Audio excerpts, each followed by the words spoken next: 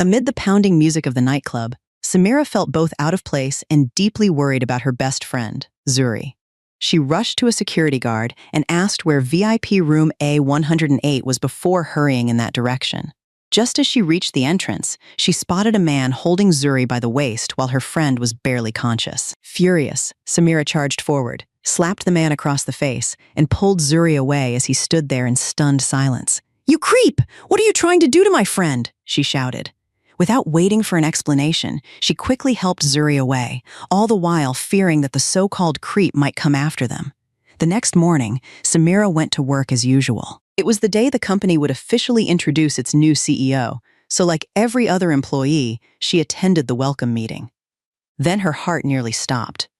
The new boss walking into the room was the very same man she had slapped the night before. He recognized her almost immediately and gave her a knowing smile. A chill ran down her spine as one anxious thought after another flooded her mind. She had no idea just how chaotic her life at work was about to become. "Hey, Samira, it's Mom." "Hi, Mom. What's up?" "Next month is Grandma's memorial gathering. Are you coming home?" "Of course. I'll work out my schedule. And you'd better bring your boyfriend this time. Your aunts were asking me this morning when you're finally going to settle down." "I don't have a boyfriend." "There you go again. I've told you so many times, Mom. I'm not getting married. I'll stay single and live with you and Dad forever." "What do you mean you're not getting married?" "I married your father, didn't I? That's how you got here." "No thanks. Marriage looks exhausting. Look at Tiana from Aunt Helen's neighborhood. She just divorced her husband after years of abuse. And what about Michelle next door? Every few days she packs up the kids and runs back to her parents because her in-laws make her miserable. I'd rather earn my own money and enjoy my freedom." "Quit being stubborn. I mean it. If you show up next month without a boyfriend, don't even bother coming home. Then maybe I won't." "My goodness, I should have grown a pumpkin instead of raising you. At least it wouldn't argue with me." "I'm busy, Mom. I'm hanging up." "And don't forget the boyfriend." Samira ended the call before her mother could say another word and let out a long sigh. At 29, she was tall, striking, and one of the lead fashion designers at Veloura Fashion, one of Atlanta's premier clothing brands. She had the career many people dreamed about and the looks to match. Yet as 30 crept closer, she still hadn't had a serious relationship. She had no interest in changing that. Staying single suited her just fine. She had graduated at the top of her class in fashion design from SCAD. Her original plan had been to return to her hometown of Macon and open her own design studio, but endless pressure from relatives about getting married convinced her to stay in Atlanta instead, where Veloura recruited her immediately after graduation. Samira and Zuri had met in college. They came from the same hometown and decided to share a small apartment after moving to Atlanta. Even though Samira knew Zuri could be carefree and messy, she never held it against her and treated her like family. It was Sunday, so Samira had the day off from Veloura Fashion. Zuri had gone out to celebrate a friend's birthday, leaving Samira alone in the apartment. After dinner and a relaxing shower, she stretched out on her bed and scrolled through her phone until an unfamiliar number flashed across the screen. She hesitated before answering. "Hello? Is this Samira? Are you friends with Zuri?" "Yes, I am." "What happened? Could you come pick her up at Midnight Lounge? She's had too much to drink." Without another question, Samira grabbed her jacket and hurried out the door. When Samira arrived at Midnight Lounge, the security guards exchanged curious glances at her modest outfit but still stepped aside and let her in. The moment she crossed the entrance, music and laughter crashed over her from every direction, making her frown. The place was packed with young men and women dressed for a wild night out, a world that felt completely foreign to her. Following the directions she had been given, she made her way toward the private VIP section and headed for room A108. As Samira stepped into the hallway, her eyes landed on a tall man, easily 6 feet, dressed in black slacks and a fitted black dress shirt. One arm was wrapped around a young woman whose head rested against his shoulder. She narrowed her eyes. The woman looked strangely familiar. Wait, was that Zuri? Without thinking twice, Samira rushed forward, shoved the man away, and slapped him across the face with all her strength. "You creep! What do you think you're doing to my friend?" The unexpected blow caught Omari completely off guard. He stumbled backward until his shoulder hit the wall. Looking confused, he opened his mouth to explain, but Samira didn't give him the chance. She unleashed a furious scolding, grabbed Zuri by the arm, and hurried away before anyone could stop her. Once she was safely outside the club, her pulse refused to settle. She glanced behind her, relieved that the stranger hadn't followed. That night, Zuri was so drunk that she had no idea what was happening around her, leaving Samira awake until 2 in the morning to take care of her. As for Omari, he stood there in silence for a while after they left before shaking his head with an amused smile. The next morning, Samira overslept. She rushed into the lobby of Veloura Fashion with her purse in one hand and a stack of documents in the other, calling toward the closing elevator doors. "Hold it! Wait for me!" By the time she reached them, the elevator had already gone up. Through the narrow gap before the doors shut, she caught a glimpse of a familiar-looking man but couldn't make out his face. Muttering to herself on the way upstairs, she grumbled, "If I ever run into that jerk again, he's done for." The design department was buzzing with casual conversation when she tossed her bag onto her desk and turned to Rochelle. "You still haven't had breakfast?" Rochelle glanced at the convenience store sandwich in her hand and laughed. "My little boy kept me up all night. I barely got everyone out the door this morning, so this will have to do." Samira shook her head. "See? Marriage is exhausting. Staying single is a much better deal." Rochelle smiled knowingly. "It's busy, sure, but if I had the chance to choose again, I'd still marry my husband. Watching our kids grow up and sharing life with someone you love makes it worth it." Before Samira could reply, the clicking of high heels echoed through the office. The CEO's assistant entered with a tall, sharply dressed man following behind her. She clapped her hands to gather everyone's attention. "Everyone, I'd like you to meet our new CEO, Omari, who has recently returned from overseas and will be leading Veloura Fashion." Applause filled the room. Samira, meanwhile, quietly hid behind her coworkers, her mind racing. That's him, the guy from the club. I slapped the new CEO. Am I about to lose my job and end up moving back to Macon? Trying to stay out of sight, she ducked lower while Omari's eyes swept across the room. The assistant gestured toward the staff. "This is our design department, the heart of the company." Omari nodded calmly. "I'm Omari. I look forward to working with all of you." He turned to leave, then paused at the doorway. Samira's breath caught. Had he spotted her? Without looking back, he said, "Have the department manager send me the roster for the design team along with the recent project reports." Later, seated in his office, Omari flipped through the files until one profile made him stop. He smiled to himself when he read the name. Samira, 29 years old, deputy head of design, top graduate from SCAD. What a small world. For the rest of the morning, Samira kept sneezing. Rochelle glanced over with concern. "Are you coming down with something?" Samira rubbed her nose and laughed it off. "Maybe someone's talking about me." A little later, Rochelle walked over with a folder in her hands. "Can you take these reports up to the CEO's office?" Samira looked up in surprise. "Shouldn't you be the one delivering them? I'm tied up at the moment. Besides, his assistant said he specifically asked for you." Rochelle narrowed her eyes with a teasing smile. "Do you two know each other? I heard he's still single." Samira cut her off before she could finish. "Know him? No way. I mean, the CEO? Of course not." Once Rochelle returned to work, Samira slumped over her desk. Maybe he recognized me after all. Is this his chance to get even? Clutching the reports, she paced outside Omari's office, lifting her hand to knock and lowering it again. For one reckless second, she even considered resigning on the spot. Before she could make up her mind, a calm voice came from inside. "Come in." She hurried inside, placed the documents on his desk, and immediately turned toward the door, hoping to escape before he said a word. "You're leaving without giving the report?" Omari called after her. Dressed in a crisp black suit, he looked up from his work with the faintest hint of amusement in his eyes. Samira forced out an awkward smile. "You can read everything there, sir." "I still have plenty to do, so I'll be going now." "Did I say you could leave?" He rose from his chair and walked toward her. With every step he took, she instinctively backed away until her shoulders met the closed door behind her. Omari rested one hand against it, blocking the easiest path out. Samira squeezed her eyes shut and tried to slip to the side. Oh no, is he going to get revenge? Or is this creep finally showing his true colors? His low voice broke through her frantic thoughts. "Running away? Do you really think you can avoid me that easily?" She pushed against his chest and blurted out, "What are you trying to do? What did I ever do to you? Need me to remind you about last night?" She shoved him harder to create some space. "Listen, if you fire me, I'll tell everyone exactly what kind of man you are." Omari stared at her in disbelief. What kind of man? A creep! I saw you with my friend at the club. Don't pretend otherwise. Before he could explain what had actually happened, Samira yanked the office door open and stormed out, leaving him standing there speechless. A second later, he let out a quiet laugh. She certainly had a personality no one could ignore. Over the next several weeks, life at the office settled into a steady routine again. Samira poured all of her energy into designing the company's upcoming summer collection while Omari occasionally called her to his office. At first, she worried he might be planning some kind of payback, but every meeting focused on reports, sketches, and future projects. Once in a while, he would even ask her to bring him a cup of coffee. She wasn't thrilled about it, yet she always did.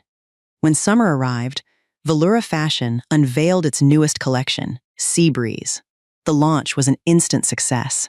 Sales climbed rapidly across every store, and the designs became one of the season's biggest trends, attracting both fashion enthusiasts and everyday shoppers. The campaign generated enormous profits for the company. To celebrate the achievement and reward the design team for their hard work, the department decided to hold a party the following Sunday at Midnight Lounge.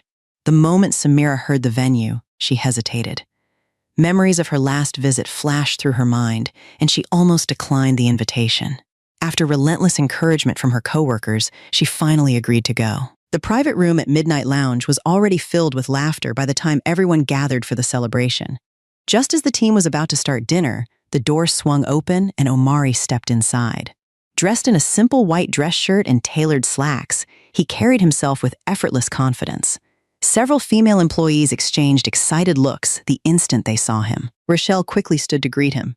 "Mr. Omari, you made it. Please, have a seat." She had invited him mostly out of courtesy, never expecting the busy CEO to actually show up. Omari smiled politely. "I came to congratulate everyone on the success of the summer campaign. Tonight is on me, so enjoy yourselves." As he walked farther into the room, he chose the empty seat beside Samira. She blinked in surprise. There were plenty of open chairs, yet he had picked the one right next to her. A flicker of jealousy crossed a few faces around the table, but once the food and drinks started flowing, everyone relaxed and joined the celebration. As deputy head of design and one of the key contributors behind Sea Breeze, Samira became the center of countless toasts. One glass after another was pressed into her hand. Omari frowned slightly and reached over as if to take the next drink for her, but she brushed his hand aside and emptied the glass herself, determined not to owe him anything. Left with no choice, he leaned back and watched in silence, chatting with Rochelle from time to time while keeping an eye on Samira. He rarely drank these days, and no one insisted that he join in. Samira, on the other hand, had very little tolerance for alcohol. After only a few rounds, her cheeks turned bright red, her head felt heavy, and she could barely stay steady in her seat. As the group discussed moving on to another venue, Rochelle noticed her condition and asked with concern, "Samira, are you okay?" Her answer came out slow and unfocused. Seeing that she was clearly intoxicated, everyone agreed it would be best for her to head home early. Omari stood up naturally and said, "I'll take her home. You all stay and enjoy the rest of the night." With the party winding down, Rochelle helped Omari escort Samira to his car. Once she was settled into the passenger seat, he asked softly, "What's your address? I'll take you home." In her hazy state, she mumbled the location before leaning back and drifting off to sleep. When they arrived outside her apartment building, Omari parked the car and turned to look at her. She was sleeping so peacefully that he couldn't bring himself to wake her. Under the dim lights, her delicate features seemed even softer than usual. Her long lashes rested against her cheeks, and the faint flush from the wine still lingered on her face. Every so often, she pursed her lips as if she were tasting something sweet in a dream. Noticing that she seemed chilly, Omari lowered the air conditioning, unfastened his own jacket, and carefully draped it over her shoulders. Just then, Samira's eyes fluttered open. Still dazed by the alcohol, she stared at him without saying a word before lifting both hands and cupping his face. Before Omari could react, she leaned forward and pressed her lips against his. He froze in complete surprise. A heartbeat later, she let go, settled back into her seat, closed her eyes again, and fell asleep as though nothing had happened. It was late, and Omari gently tried to wake her, but she only frowned, shifted slightly, and continued sleeping. With no other choice, he stepped out of the car, walked around to her side, and carefully helped her toward the apartment entrance. Omari rang the doorbell a few times before it finally opened. Zuri stepped outside, and the moment she saw him, surprise spread across her face. Omari? When did you get back? Why didn't you tell me? Her eyes quickly shifted to Samira, who was leaning against him in a drunken haze. You know Samira? Why are you bringing her home? Dressed in a silky nightgown with a light robe loosely draped over her shoulders, Zuri subtly adjusted the fabric as she looked at him, hoping to catch his attention. Omari didn't even notice. Ever since they were young, Zuri had been close to his younger sister and often found excuses to stay around him, something he had never appreciated. Samira works for my company, he replied evenly. We were at the team celebration, and she drank too much. I was headed this way, so I brought her home. Please take care of her. He carefully transferred Samira into Zuri's arms and turned to leave. Wait, Zuri called after him, reaching out to stop him. It's been years since we've seen each other. Why not come inside for a while? Omari's expression remained distant. Not tonight. I still have work to do. Realizing she couldn't persuade him, Zuri slowly let go and watched him disappear into the night. After helping Samira back to her room and settling her onto the bed, she stood there quietly, unable to shake the thoughts circling in her mind. Are those two seeing each other? No, that can't be right. Samira has always insisted she'll never date anyone. Besides, if Omari were interested in someone, it should be me. Trying to convince herself, she left the bedroom, flopped onto the couch, and buried herself in her phone. After returning home, Omari took a shower and headed to his study, planning to finish the work still waiting on his desk.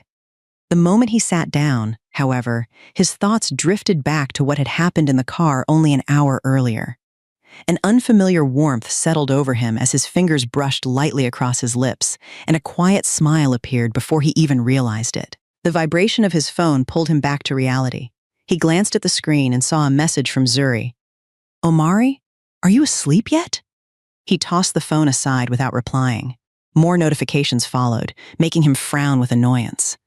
Omari had long understood that Zuri was interested in him, but he had never returned those feelings. She constantly looked for chances to stay close, and he found the attention more exhausting than flattering. In truth, he had only been in love once before. Back in high school, he dated a girl for a short time until he discovered she had been cheating on him. Ever since then, he had buried himself in work and stopped believing romance was worth the trouble. Yet after crossing paths with Samira only a handful of times, she had already left a lasting impression on him. At first, teasing her over their misunderstanding had simply amused him, but little by little those playful interactions turned into genuine interest. Some days, he even invented trivial reasons to call her to his office just so he could see her for a few minutes. The alarm blared at 7 o'clock as usual, but Samira didn't drag herself out of bed until it rang a second time. Her head felt like it had been split open, and every muscle ached from the drinks she'd had the night before. Fragments of the evening drifted through her mind, but everything after leaving Midnight Lounge was a blur. She had no idea how she had made it home, and Zuri was already gone by the time she woke up. Even though she still felt miserable, it was Monday, so she got dressed and headed to work. As she reached the lobby of Valora Fashion, the elevator doors were just beginning to close. She hurried forward and slipped inside, only to discover that the only other passenger was Omari. A polite smile crossed her face before her eyes landed on the small cut on his lip. In an instant, scattered memories came flooding back. She remembered grabbing his face and kissing him in her drunken state. Heat rushed to her cheeks. Omari noticed her expression and returned her smile. Seeing her flushed face, he reached out and rested the back of his hand against her forehead. Are you feeling sick? Startled by the unexpected gesture, Samira quickly stepped away. I'm fine. You don't have to keep putting your hands on me. Satisfied that she didn't have a fever, Omari chuckled and leaned a little closer. So you take advantage of me and then pretend nothing happened? Her face turned an even deeper shade of red. Take advantage of you? What are you talking about? Don't tell me you're going to claim you forgot everything. He lifted a hand as though he were about to tilt her chin toward him, but before he could, the elevator doors slid open. Samira shoved him aside and rushed out as fast as she could. Watching her disappear down the hallway, Omari couldn't hide his smile. The encounter stayed on Samira's mind for the rest of the morning. She couldn't focus on her work at all. The memory kept replaying until she lightly knocked herself on the forehead in frustration. What was I thinking? He probably believes I'm in love with him now, Because she accomplished so little during the day, she ended up staying late to finish everything before going home. By the time Samira finally finished her work, it was nearly 7 in the evening. The office had emptied out hours ago, leaving only a few dim lights glowing across the design department. She gathered her sketches and documents, picked up her bag, and headed for the elevator. Just as the doors were about to open, someone caught her wrist from behind. She gasped and spun around, only to find Omari smiling at her. "It's just me. Why are you so jumpy?" Letting out a breath, she patted her chest. "Mr. Omari, you nearly scared me to death. I could say the same thing. Why are you still here?" "I had work to finish." He looked at her for a moment before asking, "Have you eaten yet? Let me take you to dinner." "I'm not hungry," she replied without hesitation. The words had barely left her mouth when her stomach growled loudly, betraying her. Embarrassed, she turned away and stared at the wall while Omari tried not to laugh. When the elevator arrived, he gently guided her toward the parking garage. "What would you like to eat? I can just go home and cook something." "Your car will still be here tomorrow. No one's stealing it overnight." Before she could object again, he opened the passenger door and ushered her inside. As they drove through Atlanta, Samira couldn't quite understand why she had agreed to have dinner with him. A strange warmth lingered in her chest, one she had never experienced before. Omari took her to one of his favorite restaurants and ordered a generous spread of dishes because he still had no idea what she liked. Looking at the crowded table, she asked, "Are we waiting for someone else?" "No, just the two of us." "Then why order so much? We can't possibly finish all this." He simply smiled, peeled a shrimp, and placed it onto her plate. After dinner, Samira insisted on taking a rideshare home, but Omari frowned, slipped an arm lightly around her waist, and steered her back to the passenger seat of his car. "This isn't the first time I've driven you home." She shot him a suspicious look. "Or are you planning to take advantage of me?" He laughed. "As if I'd ever need to." She answered with an exaggerated glare, and the rest of the drive passed in comfortable silence. Samira looked out the window while her pulse quietly picked up for reasons she couldn't explain. As soon as Samira stepped out of Omari's car, he was about to walk her to the apartment entrance when someone hurried toward them. Zuri had gone downstairs for a late-night snack and lit up the moment she saw him. "Omari, were you here to see me? I've been texting you, but you never replied." Samira looked from one of them to the other in confusion. "You two know each other?" Zuri answered before Omari could speak. "Of course. We've known each other for years. We're very close." Samira immediately remembered the misunderstanding at Midnight Lounge. Omari calmly explained, "Zuri and I grew up around the same family circle. Our parents have been close friends for years, so we've always treated each other like family, but we're not actually related." Realization washed over Samira's face, and she lowered her head in embarrassment. Before she could say anything else, Zuri slipped between them and tugged Omari toward the building. "Come inside for a while." Samira instinctively wanted to stop them, but the two had already walked ahead. Inside the apartment, Omari sat on the couch while Zuri stayed close beside him. After only a short visit, he stood to leave. The moment the front door closed behind him, Zuri turned to Samira with an unusually serious expression. "Are you and Omari dating?" Samira forced a laugh. "What are you talking about? You know, I've never wanted a relationship. Then why do you seem so comfortable around him? My car's been giving me trouble." "He was only giving me a ride home because it was on his way." The explanation eased Zuri's worries. Her mood brightened instantly as she grabbed Samira's shoulders with excitement. "Then let me tell you a secret." "What secret?" "I like Omari." Samira's smile disappeared. Something tightened inside her chest, though she tried not to show it. "But I thought you and Omari were basically family?" "Our families have just been close for years. We grew up together, but we're not related by blood." Zuri's eyes sparkled with confidence. "I'm going to make him fall for me. A man as perfect as Omari deserves someone just as perfect." From that day on, after learning how Zuri felt, Samira deliberately began keeping her distance from Omari. She didn't want their friendship to fall apart because of him. After learning about Zuri's feelings, Samira did everything she could to avoid Omari. Whenever he asked for a report, she found an excuse to have Rochelle deliver it instead. Eventually, Omari lost patience and called her directly, insisting that she come to his office. Knowing she couldn't dodge him forever, Samira reluctantly knocked on his door and stepped inside. The moment he saw her, he set aside his paperwork and looked at her with clear frustration. You've been avoiding me. Avoiding you? Why would I do that? Then why do you disappear every time I ask for you? I'm busy. That's why Rochelle has been bringing the reports. Omari didn't bother arguing. Instead, he reached into a drawer and handed her an elegant invitation. She glanced down at it in confusion. What's this? A party. You're coming with me tonight. Samira looked up in surprise. Why me? Where's your date? I don't have one. She pressed her lips together before trying another excuse. Then why not invite your assistant? Omari held her gaze without hesitation. Because I want to go with you.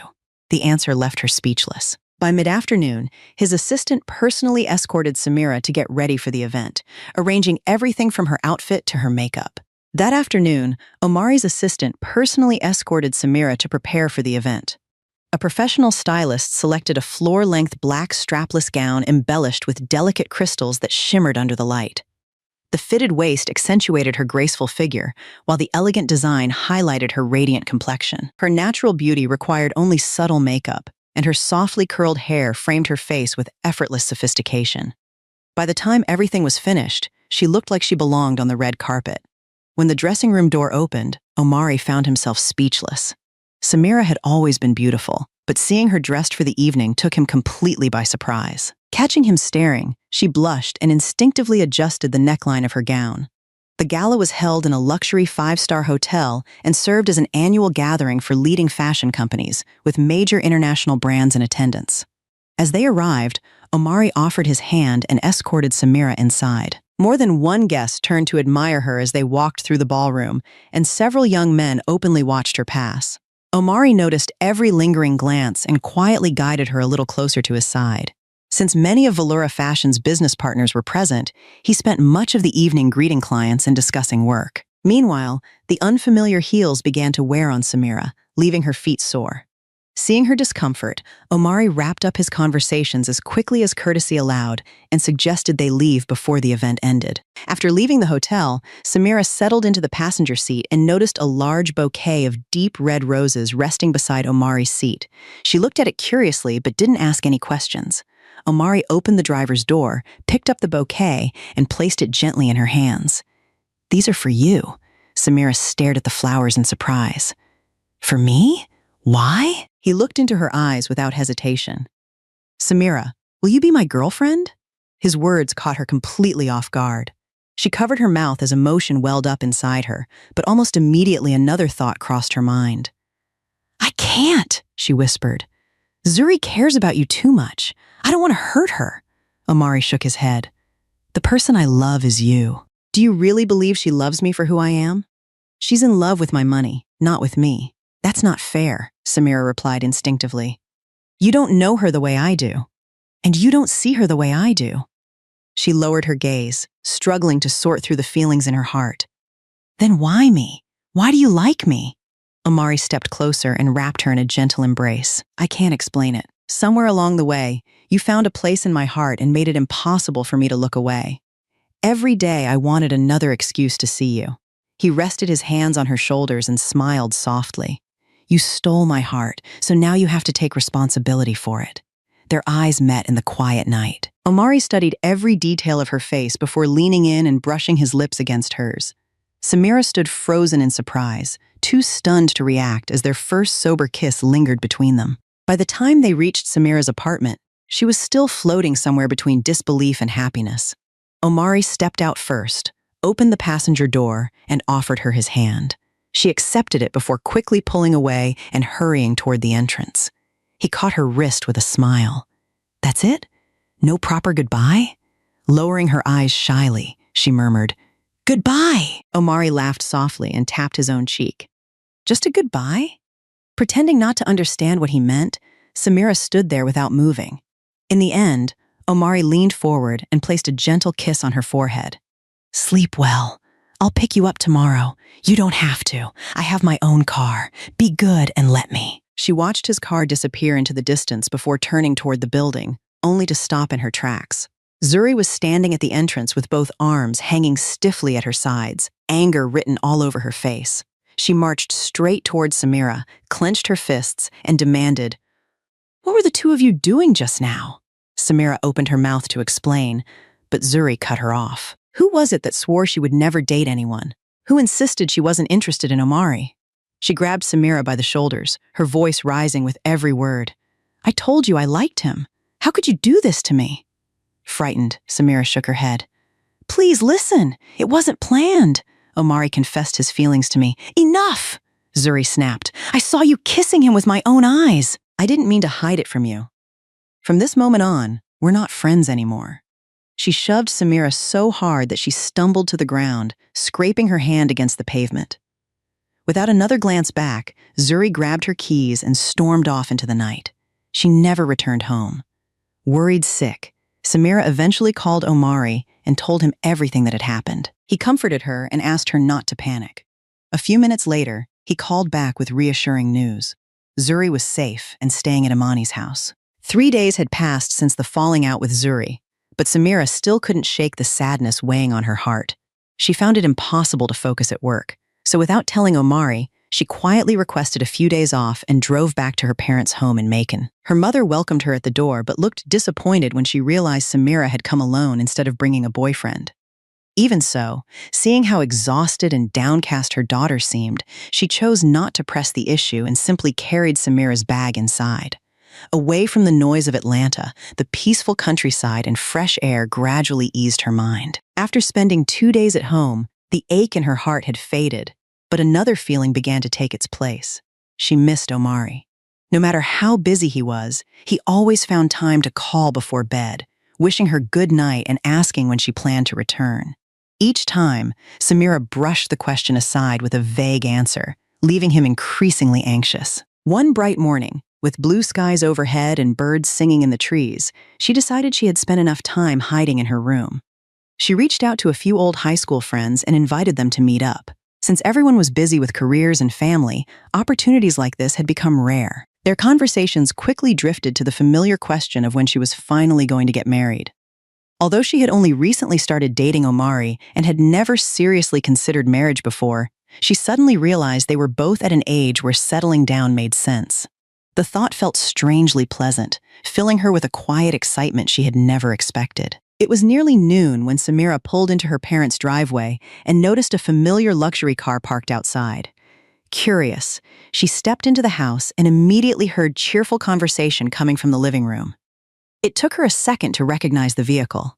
It belonged to Omari, who changed cars so often that she could barely keep track anymore. The moment she walked in, she saw him sitting across from her parents in a tailored black suit and crisp white shirt, with gift bags and neatly wrapped presents stacked beside him.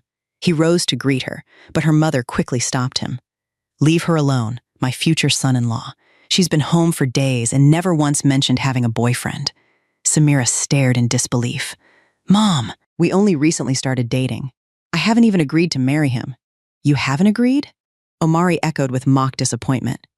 That's not what I meant, she hurried to explain as she took the seat beside him. Her mother waved a hand dismissively. Your father and I have already talked it over with him. Next month, his family is coming to discuss the wedding. The sooner, the better. Mom, Samira protested. Don't mom me. You're almost 30. How much longer do you expect us to wait? Seeing no chance of winning the argument, she could only sigh while Omari tried to hide a smile. Bringing him home had completely erased her parents' worries about her lifelong devotion to staying single. They adored him from the moment they met. By that very afternoon, the entire neighborhood seemed to know Samira had introduced her boyfriend to the family. Her mother proudly told anyone willing to listen about the wonderful young man who might soon become her son-in-law, sounding even prouder than she had when Samira graduated at the top of her class. Watching it all unfold, Samira couldn't help thinking that maybe she wasn't the favorite child after all. Knowing Samira still felt guilty about what had happened with Zuri, Omari suggested that she move into his house. He didn't want her staying under the same roof with someone who might hurt her again. So when she returned to Atlanta from Macon, she made up her mind to move out. The moment Zuri saw her, resentment exploded. She hurled insults without holding back, slashed through Samira's clothes, tossed her belongings out of the apartment, and even took the savings the two of them had been putting aside together for household expenses.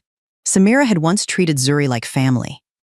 Even though Zuri had always been spoiled and disliked chores, Samira never complained. She willingly cleaned the apartment, looked after everything, and overlooked her friends' flaws. At first, She still blamed herself for hurting Zuri's feelings, but watching her destroy belongings and steal their shared money slowly erased that guilt. Instead, she felt grateful that she had followed her heart instead of walking away from Omari. The happier Samira and Omari became, the more bitter Zuri grew. Her jealousy burned hotter each day until it consumed every reasonable thought. Taking advantage of her close relationship with Imani, Omari's younger sister, Zuri filled her ears with one lie after another. She claimed Samira was manipulative, difficult, and only interested in climbing the social ladder through wealthy men. According to Zuri, Samira's relationship with Omari was nothing more than a calculated attempt to secure his fortune. Hearing those stories over and over, Imani gradually developed a negative opinion of the woman who was about to become her future sister-in-law. As the date for the engagement meeting drew closer, Imani's uneasiness only grew stronger. She was convinced her brother was being deceived and feared he would end up heartbroken like he had years before. The night before their parents were set to travel to Macon to formally meet Samira's family, Zuri continued whispering doubts into Imani's ear until she finally decided to speak up. Sitting with her parents, Imani repeated every accusation she had heard, insisting that Samira was dishonest and only interested in Omari's wealth. At first, her parents dismissed the claims. From everything they had seen, Samira was talented, sincere, and hardworking. Still, seeing how serious Imani looked, a hint of uncertainty crept into their minds. Right as the conversation reached its peak, Omari walked through the front door and overheard enough to understand what was happening. His expression darkened immediately. He turned to his sister and asked in a firm voice, "Who told you all of this?" Caught off guard, Imani hesitated before quietly admitting, "Zuri did." Omari's disappointment was impossible to miss. "You're old enough to think for yourself. How could you let someone manipulate you so easily?" Imani lowered her head, feeling smaller with every word. "Don't you know what kind of person Zuri really is? She couldn't keep me for herself, so now she's trying to destroy Samira's reputation instead." His parents quickly stepped in, urging him to calm down before he frightened his younger sister. Taking a deep breath, Omari explained everything Zuri had done, from spreading rumors to destroying Samira's belongings and driving her out of the apartment. Hearing the full story, Imani's eyes filled with regret. She realized she had judged Samira after listening to only one side and felt deeply ashamed. Seeing Imani on the verge of tears, Omari's anger quickly softened. He had always been protective of his younger sister, and after gently patting her on the head, he spoke in a calmer voice. "You made a mistake, but now you know the truth. That's what matters." His parents also understood the situation at last and no longer questioned Samira's character. With the misunderstanding resolved, both families continued preparing for the wedding without hesitation. As the big day drew closer, Samira moved into Omari's home, and the two of them began living together. Each passing day was filled with laughter, quiet moments, and excitement as they counted down to the future they had chosen to build side by side, convinced that nothing could stand in the way of their happiness anymore. The crisp days of September brought cool autumn breezes to Georgia. Golden and crimson leaves drifted from the trees, painting the streets with quiet beauty and a hint of melancholy. Although the forecast warned of heavy rain later in the day, Omari still took his fiancée, Samira, to the most prestigious bridal boutique in the country for her final fitting. Her gown had been custom-made in Italy using her exact measurements, so today's visit was simply to make sure no last-minute alterations were needed. Standing outside the fitting room, Omari waited in a perfectly tailored white suit that emphasized his tall frame and confident presence. Even though he thought he was prepared, the instant the curtain parted and Samira stepped into view, every thought vanished from his mind. She looked like a princess wrapped in shimmering crystals, her elegant gown hugging her figure while a long veil flowed behind her. Her smile lit up the room with effortless warmth. He stood motionless for several seconds before slowly walking toward her. Samira smiled back at the man who had awakened feelings she never imagined she would experience after years of insisting she would stay single forever.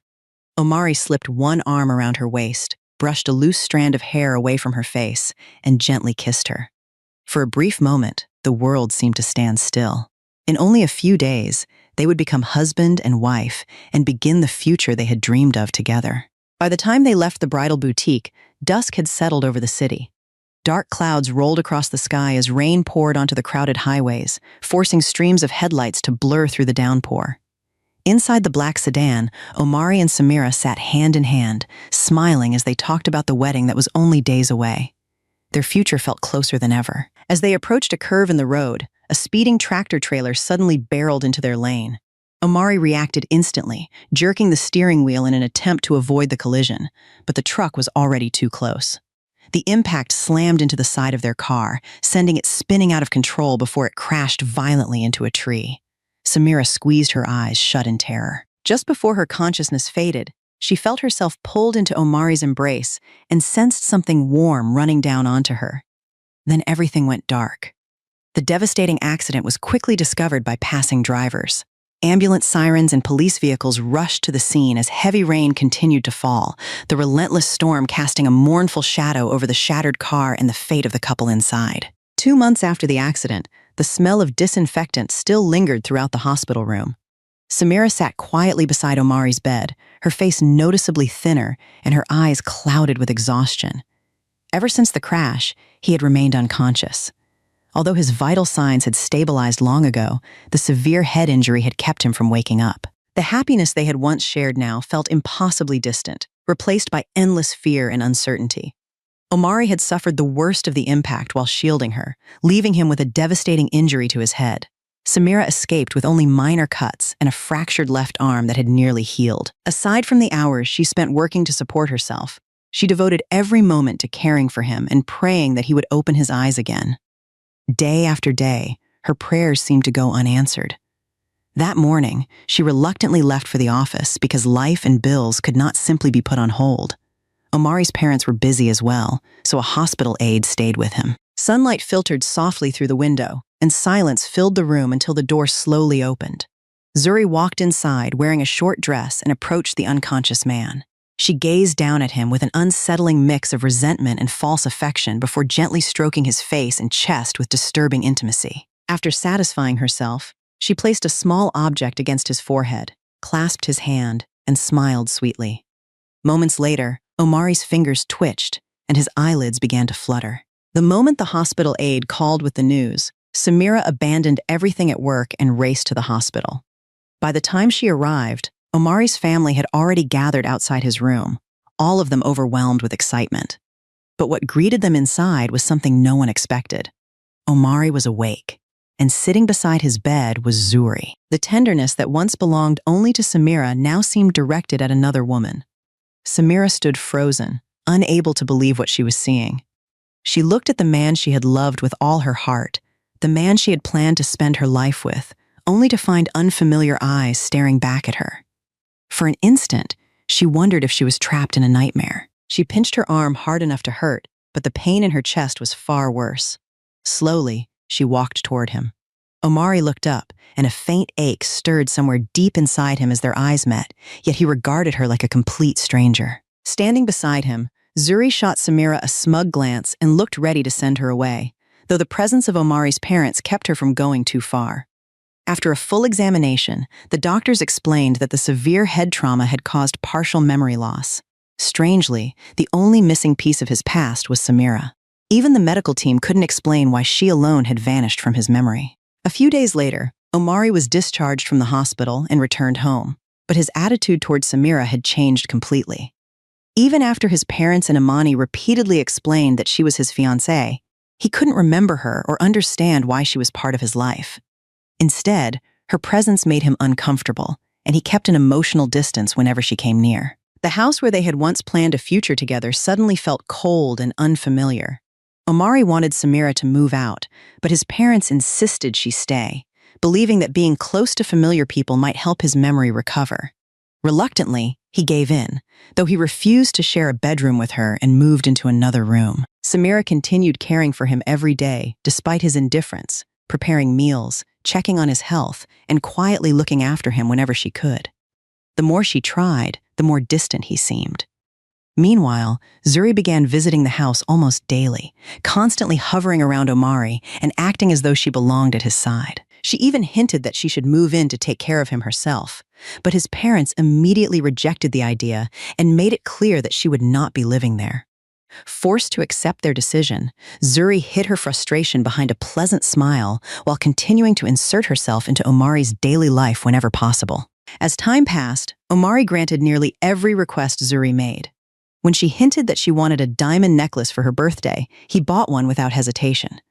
When she asked to celebrate at the city's most luxurious restaurant, he arranged an elegant dinner complete with candlelight and lavish decorations. Throughout the evening, he did everything she wanted, leaving Zuri thrilled with how easily she seemed to have won him over.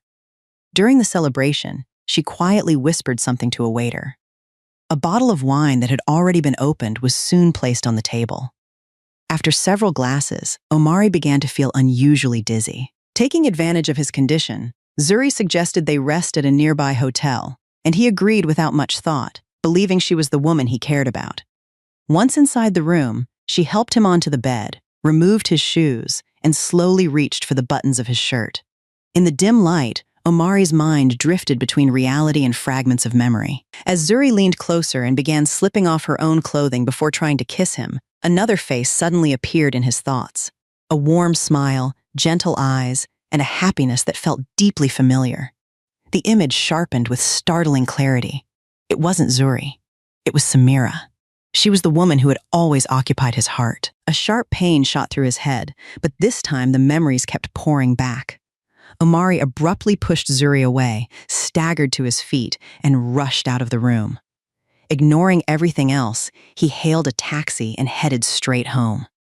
There was only one person he wanted to see. Omari rushed through the front door and searched every room in the house. "Samira!" he called out, throwing open one door after another, but she was nowhere to be found. Panic rose inside him. It was already past 9 o'clock. Why wasn't she home? He hurried into her bedroom and came to an abrupt stop. The room was almost empty. Her clothes and personal belongings were gone, leaving only a small note on the table. He picked it up with shaking hands. 5 simple words were written across the page: "I'm letting go." The message pierced him like a blade.